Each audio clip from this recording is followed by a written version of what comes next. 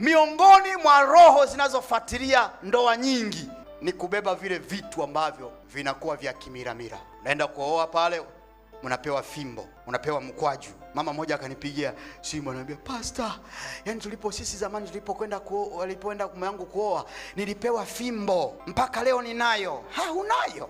Endelea kuwa nayo. Ile ni fimbo, nadhani ni bakora tu ya njia, ni bakora tu inapatikana huko barabarani. Hamna. Hiyo ni bakora. Yani ni maelekezo ya kiroho yanayotokana na miungu, kwamba kila mwanaukoo atakapofunga ndoa hapewe fimbo isimame kama msaidizi na sio Mungu.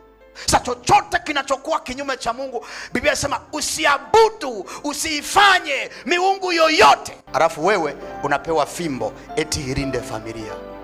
Kitakutandika kiboko cheza na hautaamini.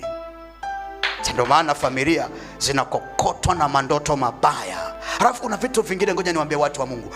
Pesa hizi tunazozitoa hizi, tunapeleka kwenye ukoo ili tuoe. Wanasema leta koti la babu, leta koti la bibi. Hayo ni maunganiko ya mizimu kabisa kwenye ndoa. Na leo Mungu atupe neema tukatae. Kama tuliwahi kutoa koti, tunalikataa koti. Kama tuliwahi kutoa shuka la shangazi, tunalikataa. Kitenge cha mjomba tunakikataa kwa jina la Yesu. Wewe unasani ni bure unapeleka koti la babu. Alafu Wakristo tunajidanganya. Sisi hatutaki kupeleka vyo, tunawapa hela, mtajua wenyewe. Wakienda kununua, si ndio hiyo hela? Au sio hiyo hela? Ilienda kununua hivyo hivyo. Ndio hiyo imenunua mkwaju na koti la babu. Babu mwenyewe alishafariki, halafu ananunuliwa koti. Wewe unadhani inatokea nini hapo? Ndoa linafunikwa, koti kazi ni kufunika mtu. Linakufunika koti. Hatari. Na unakuta tunalazimishwa kutoa. Toa hapa.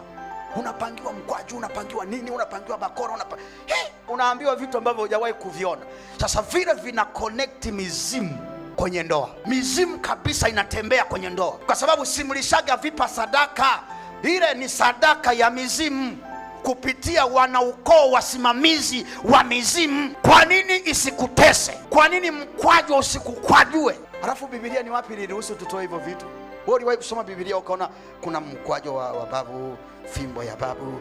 Wewe mrokole, uliwahi kuona Biblia inaruhusu utoe hivyo vitu? Hapana. Lakini sasa mbona wanatulazimisha? Alafu tunanyamaza kimya na tunakuwa tuko mule kwenye ukoo. Wakiita wakina mkwaju, wakina makoti, au wakiita wakina makoti, kwa sababu ulipeleka sadaka, hawa hapa. Hasira inakuja ya babu, piga mkeo. Hasira inakuja ya bibi, mama, rusha vitu, piga teke mme wake. Uliza nini hii? Kule manake tulitoa sadaka zetu kule, tulitoa vitu viharibikavyo.